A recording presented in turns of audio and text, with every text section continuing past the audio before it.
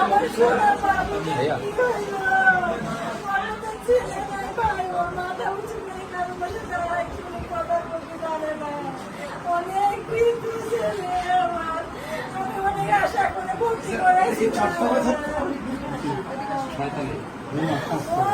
বাইরে। আমার বাবু কি হইলো তুমি যায় দেখো,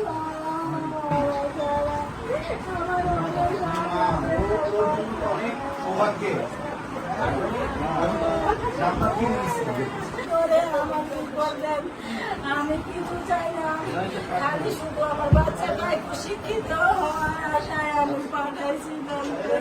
ও বাবা ভাই রে, আমার কে সর্বনাশ করলো, কার আমি ক্ষতি করছি? আমার বাবু তো কারোর সাথে লাগে না, কারোর সাথে কোনো সমস্যা নাই। আমার বাবু এত ভদ্র, কোনো এলাকার মানুষের সাথে কোনোদিনও একটু কিভাবে রাগ করতে হয় সেটা জানে না। এত ভদ্র বাচ্চা, আমার কি করবো?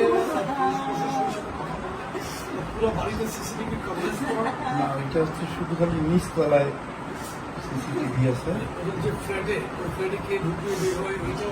দুজন ছেলে মিলে ওকে ডাকতে গেছিল সন্ধ্যার আগে, তো ওখানে বলছে যে আমি এখন বাইরে হবো না, আমি যাবো না বাইরে। ওই দুজন ছেলেকে আমাকে জানতে হবে। আর বাবু আমার কোনো কাপড় খুলে না, সে বাবু আমার ল্যাংটা ছিল, কাপড় ছিল না। আমি ওর সাথে আমি কথা বলছি ভাই, ওর পরীক্ষা ছিল, ওর পরীক্ষাতে কেমন আসলে একটু বাতাস খাচ্ছে। আমি বললাম বাবা কেমন আছে, কেমন পরীক্ষা হচ্ছে, ওগুলো জিজ্ঞাসা করে আসাম করলো। তুমি বাবা আমি নামাজ পড়ে আবার 9টা 10-এর সময় আবার ফোন দেবো।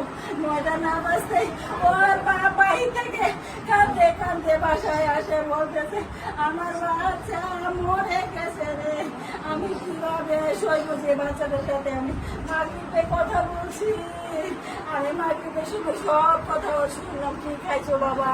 আমি তরকারি দিয়েছি, সেগুলো দিয়ে ভাত খাই, ও মনটা ভালো রাখি, ওর শরীরটা কেমন আছে তোমার? সব সব সময় আমি পাখির মতন বাচ্চার সাথে কথা বলি ভাই।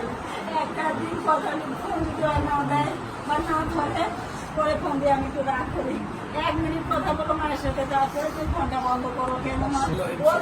ওর সমস্যা কোথায়? ওর কি এরকম হলো এটা তো আমি জানতে পারবো। চলে গেছে, এখন আপনি ভাই হিসেবে দোয়া করলে তার কাজে লাগবে। আপনার কান্নাকাটি তো আসবেই, কি করবেন? কি হলো ভাই? আমি তো 2-3 বছর ধরে বাচ্চাকে আগে করে বড় করলাম, কোনোদিন কিছু হইলো না। ভাই উঠেন। ভাই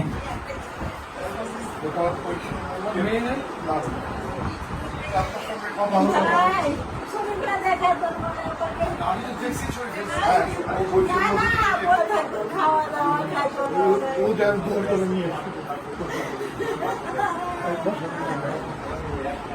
আসো আমার কাছে, আসো আসো আমার কাছে। আমি কিভাবে বাঁচবো? তোমরা বলো।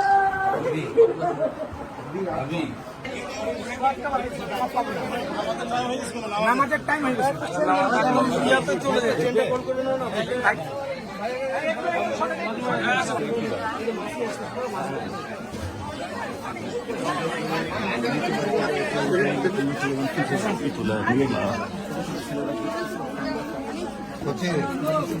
sí, Calú.